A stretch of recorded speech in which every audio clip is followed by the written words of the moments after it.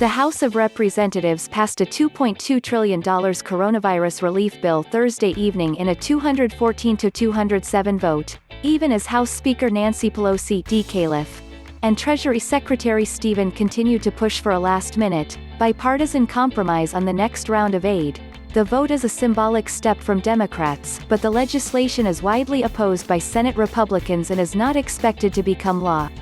"This is not just a money debate and a language debate," Pelosi said on the House floor ahead of the vote. "It's a values debate.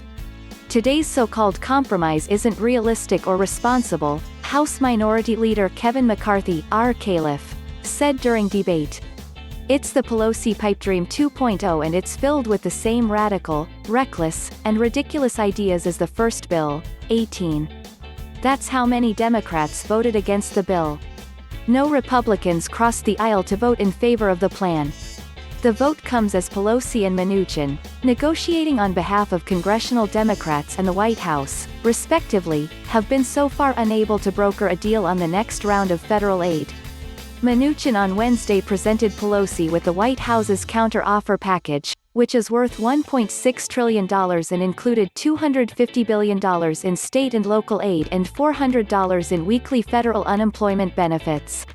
As of Thursday afternoon, the two sides were still facing major disagreements over the amount of new funding for state and local aid. The White House is offering about half of what Democrats want, and the structure of some potential tax changes, including a Democratic bid to make the child tax credit more generous.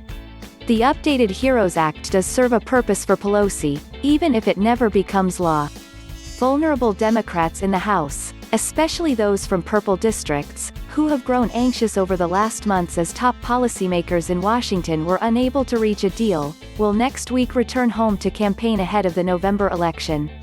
They'll now be able to tell their constituents that they voted in favor of more federal relief for struggling Americans as lawmakers on the other side of the aisle blocked the measure. This anxiety is not limited to Democrats, either. Politico reported Thursday that vulnerable Republicans in the Senate are also beginning to air their concerns about the lack of new federal response to the coronavirus crisis. Pelosi and Mnuchin are expected to continue to work in pursuit of a compromise even though Pelosi signaled there would be no deal on Thursday night. The top negotiators restarted talks this week after negotiations fell apart at the end of the summer. Still no deal on second stimulus as early optimism wanes. Forbes stimulus update. Mnuchin says next bill to include $1,200 checks, if there is a deal, offers Pelosi $1.